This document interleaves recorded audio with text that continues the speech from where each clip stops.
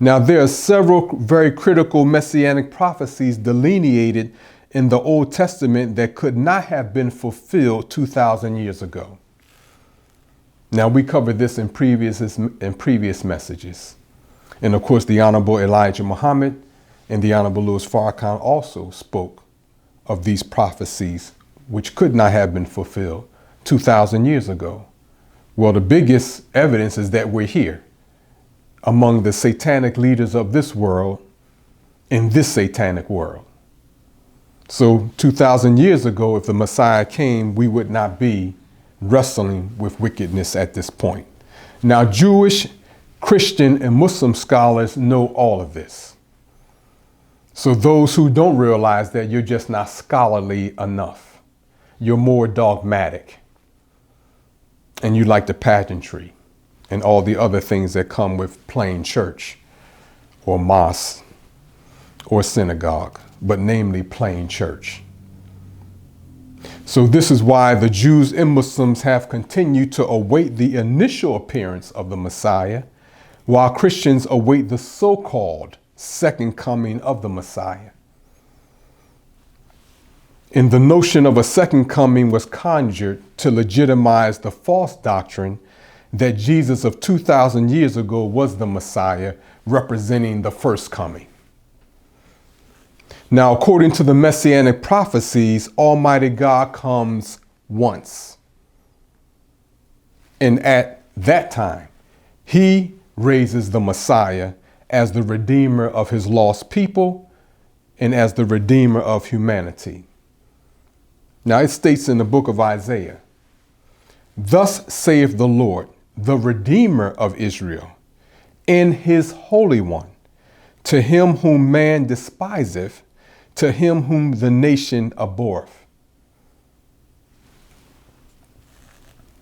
Now, religious scholars throughout the centuries have written much about the imminent advent of the Messiah.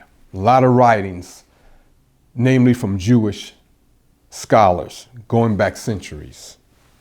Now, many of these writings contain truth mixed with falsehood because these writers, although scholarly, continue to represent some of the prophecies as historical accounts, largely for the sake of maintaining the deception that the Caucasian people are the children of Israel, God's chosen people. That's why they mix falsehood in there.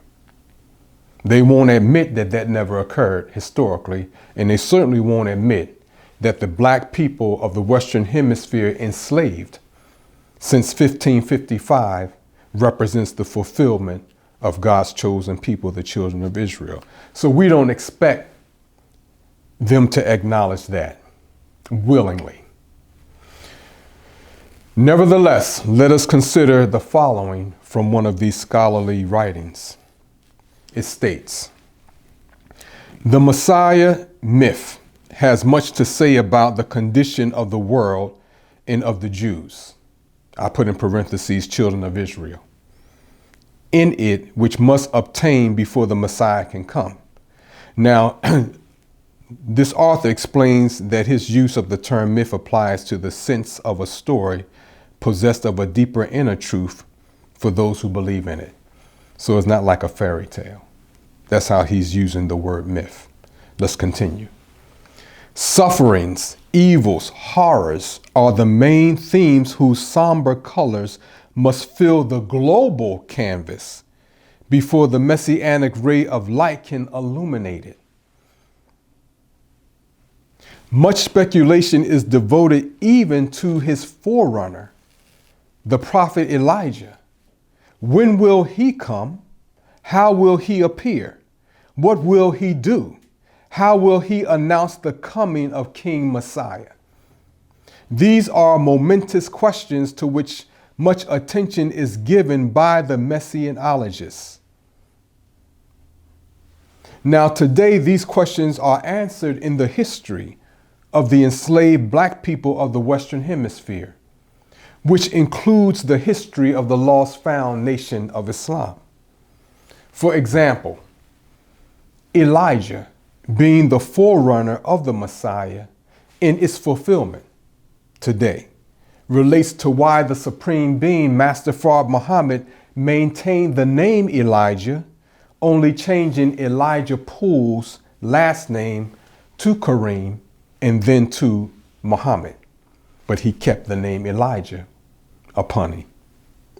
In addition, it could be argued that the Honorable Elijah Muhammad introduced the Messiah during his 1972 Theology of Time lecture series, when he set the Honorable Louis Farrakhan in his seat and told the world to listen to him and to follow his advice.